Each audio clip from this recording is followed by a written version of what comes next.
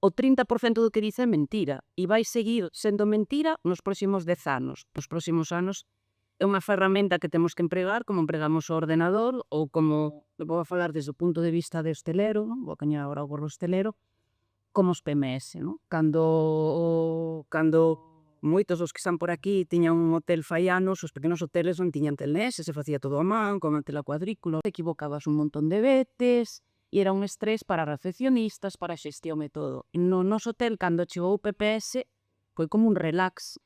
E na miña empresa non reducimos ningunha persona.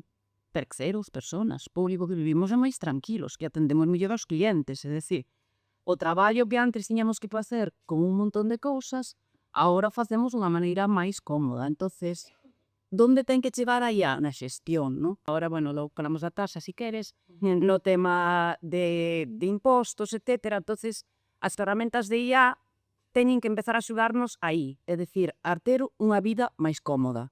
Pero iso non significa que vayamos a reducir personal, ese medo, no, que temos, porque o personal o que ten que dar é un valor engadido na hostelería. Ese valor engadido, ben pagado e coas horas clave e demais, é o que ten que seguir